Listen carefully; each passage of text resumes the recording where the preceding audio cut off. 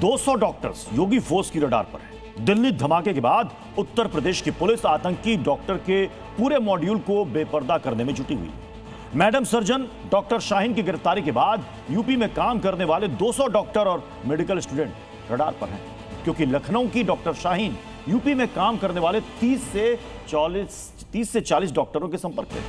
UP ATS ये पता लगा रही कि आखिर डॉक्टर शाहीन ने आदिल, मुजम्मिल और उमर की तरह और किन किन डॉक्टरों को आतंकी मॉड्यूल में शामिल किया था।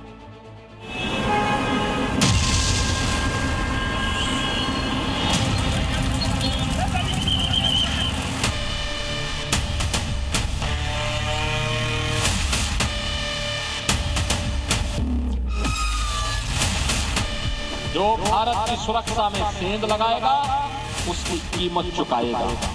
जो भी भारत के नागरिकों की सुरक्षा में सेंध लगाने का तो साहस करेगा, उसकी कीमत उसको चुकानी ही पड़ेगी।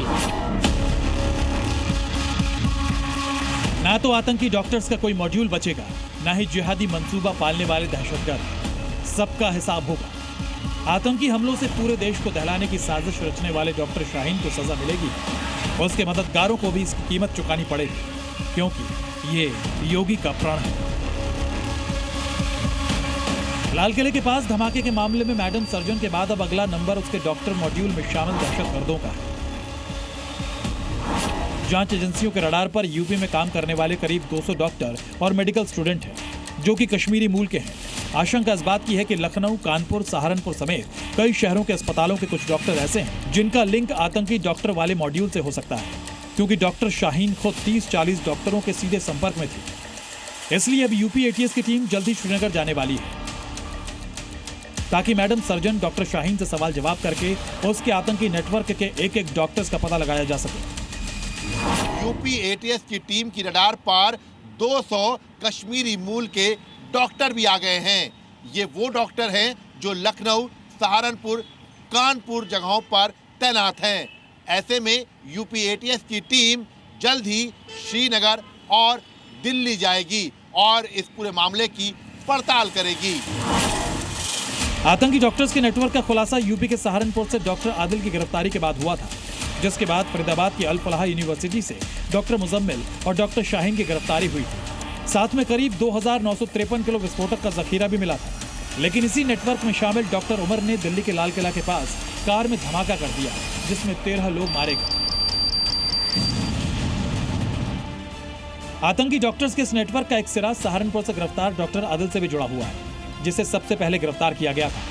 डॉक्टर आदिल की शादी पिछले महीने हुई थी, जिसमें सहारनपुर के अस्पताल के कई डॉक्टर और स्टाफ शामिल हुए थे। इसलिए यूपी एटीएस उसकी शादी में शामिल हुए डॉक्टर्स की लिस्ट बना रही है, जिनसे जल्दी पूछताछ होगी। डॉक्टर शाहीन का भाई डॉक्टर परवेज अंसारी भी इस वक्त सुरक्षा एजेंसी के शिकंजे में है। उसने लाल किले के पास धमाके से 3 दिन पहले लखनऊ की इंटीग्रल यूनिवर्सिटी से इस्तीफा दिया था। यूपी एटीएस को शक है कि डॉक्टर परवेज डॉक्टर आदिल के संपर्क में था। सकते हैं ये मकान यहीं पर डॉक्टर परवेज 2021 में रहा करते थे। लगभग 1.5 साल तक वो इस मकान में अपनी पत्नी और बच्चे के साथ रहे। 6,000 रुपए महीना किराया देते थे। यहाँ से वो प्रतिदिन कार से अपने क्लिनिक जाया करते थे। डॉक्टर शाहीन से पूछताछ में खुलासा हुआ है कि नेटवर्क सिर्फ फरीदाबाद या सहारनपुर में ही तैयार नहीं था, बल्कि पाकिस्तान, मलेशिया, तुर्की, यूएई, मालदीव, बांग्लादेश में भी नेटवर्क बना लिया गया था। सूत्रों के मुताबिक आतंकी डॉक्टर्स का ये पूरा मॉड्यूल दिल्ली के कई जगहों को धमाकों से दहलाना चाहता था और उसके बाद विदेश भागने की तैयारी थी। डॉक्टर शाहीन ने तो वीजा के लिए अप्लाई भी कर दिया था, लेकिन सहारनपुर से डॉक्टर आदिल पकड़ लिया गया और पूरा नेटवर्क सतर्क हो गया। अल फलाह यूनिवर्सिटी से लेकर इंटीग्रल यूनिवर्सिटी तक यूपी एटीएस अब ये पता लगा रही है कि जिस डॉक्टर्स के मॉड्यूल को डॉक्टर शाहीन ने बनाया, उससे और कितने डॉक्टर्स और मेडिकल स्टूडेंट्स जुड़े हैं, ताकि मैडम सर्जन की बारूदी साजिश की एक एक कड़ी को बेपर्दा किया जा सके। Bureau report, Zee media.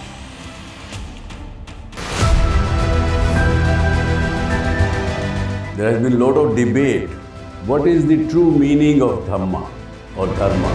आत्मा और परमात्मा के बीच सनातन सेवा का संबंध कायम रहेगा, इसी को कहते हैं सनातन धर्म। Whenever you believe in something, your belief system that works and then the nature helps. Things may change in my life, but this relation will never change and no power can hinder.